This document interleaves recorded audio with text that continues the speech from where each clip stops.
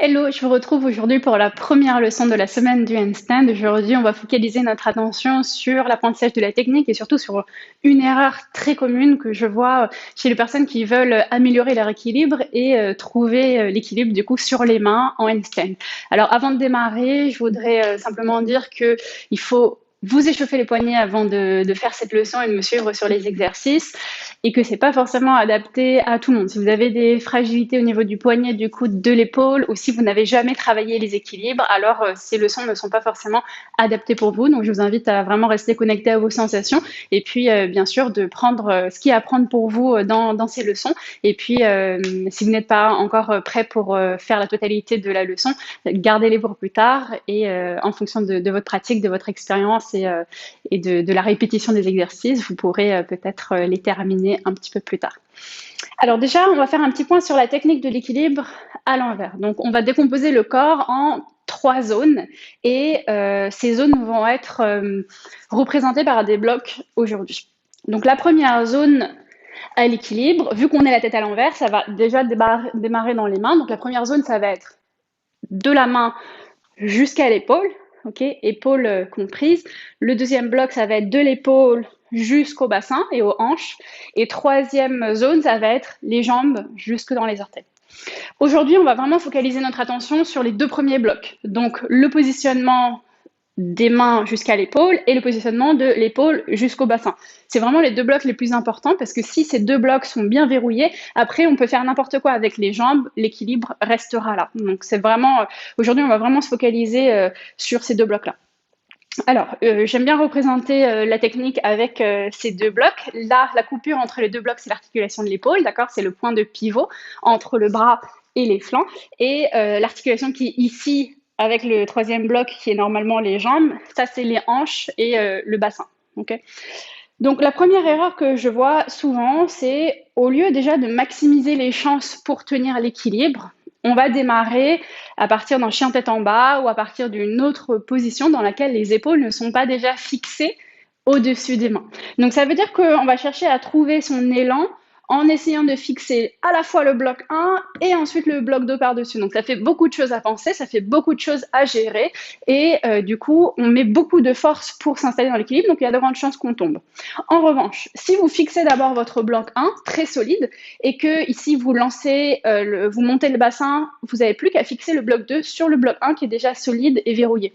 Donc ça fait déjà moins de marge d'erreur, vous avez déjà verrouiller tout ce que vous pouviez verrouiller avant de sauter et de monter dans votre équilibre. Et du coup, naturellement, ce sera plus simple de vous arrêter au bon moment dans l'équilibre. Je vais vous montrer ça du coup dans l'équilibre. Alors, ce que je vois souvent, du coup, c'est surtout chez les yogis qui font des chiens tête en bas, on vient s'élancer à partir de cette position. Donc, ça veut dire mes épaules, elles sont pas placées, mes hanches, elles sont pas placées. Et donc, quand je vais m'élancer, je vais devoir avancer les épaules, placer le bloc 1 et ensuite monter les fesses pour placer le bloc 2. Donc, il y a vraiment 2 actions qui se font. Alors que si je démarrais directement avec les épaules au-dessus des paumes de main, d'accord, je viens repousser le sol, je verrouille l'épaule là où elle est.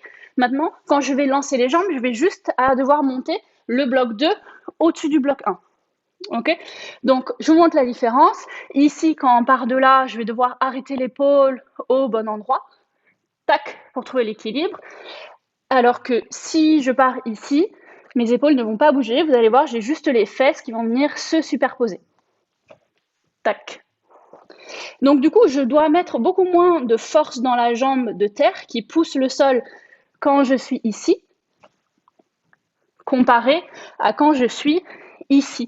Vu que j'ai plus de chemin à parcourir, je vais devoir pousser plus fort. Et qui dit pousser plus fort, dit qu'on va devoir arrêter plus fort la posture une fois qu'on sera à l'équilibre aussi. Ok, donc déjà vous pouvez essayer ça pour comprendre vraiment le positionnement de l'épaule avant de démarrer, de lancer les jambes. Pour les personnes qui démarrent juste l'équilibre, vous allez peut-être sentir qu'une fois que l'épaule elle est fixée, c'est difficile pour vous de monter les fesses. Ça, c'est vraiment une question aussi de force dans les jambes et d'habitude. Plus vous allez habituer votre corps à être figé avec les épaules au-dessus des mains, donc le poids du corps bien centré sur la paume de la main et surtout sur les phalanges ici, pas sur le poignet, d'accord?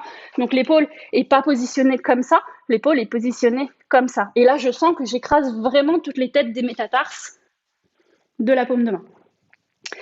Et plus vous aurez donc cette conscience, cette force poussée ici dans les épaules, donc n'hésitez pas à arrondir le dos au maximum, d'accord? Donc ça, on verra dans les autres leçons.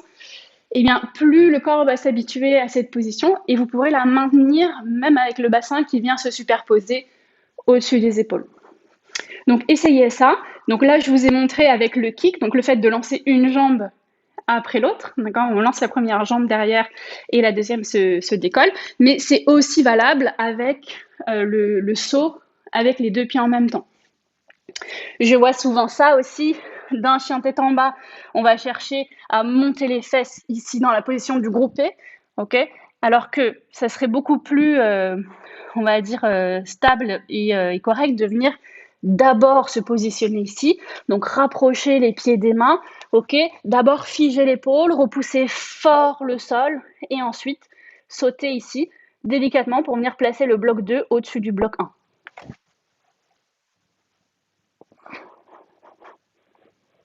Et là, je fixe mes 2 blocs. Bloc 1, bloc 2. Et tout doucement, on redescend. Pour vous aider à trouver la bonne impulsion avec les jambes pour venir superposer le bloc 2 au-dessus du bloc 1, vous pouvez faire un exercice avec le mur en sautant avec les 2 pieds en même temps dans la position du groupé, du tuck, donc genou plié, et essayez de toucher les fesses contre le mur et pas les pieds. Ça va vraiment vous aider. Donc vous vous positionnez à une vingtaine de centimètres du mur à peu près avec le bout des doigts. Vous allez placer les 2 jambes ensemble ici, donc fixez le bloc 1, commencez par pousser le sol pour arrondir le haut du dos, exactement ce qu'on a fait juste avant. Et là, vous allez chercher en sautant à venir toucher les fesses contre le mur, mais pas les pieds, d'accord? Donc on y va, petit saut, hop, et les fesses qui viennent délicatement se poser sur le mur. Ok, ce qui n'est pas très intéressant de faire, c'est sauter et placer les pieds sur le mur, ou alors sauter en grenouille, tac, comme ça. Ok, gardez les genoux à la poitrine, gardez les jambes serrées, essayez de vous déposer le plus doucement possible avec les fesses contre le mur. Et ça vous donnera en fait exactement la bonne impulsion pour pouvoir venir superposer le bloc 2 au-dessus du bloc 1 d'une manière très douce, d'une manière très contrôlée. Et à terme, quand vous serez à l'aise, vous pourrez faire exactement la même chose en dehors du mur. Voilà, n'hésitez pas à me dire si ça vous a aidé et puis surtout pratiquez, amusez-vous et je vous retrouve bientôt pour la deuxième leçon.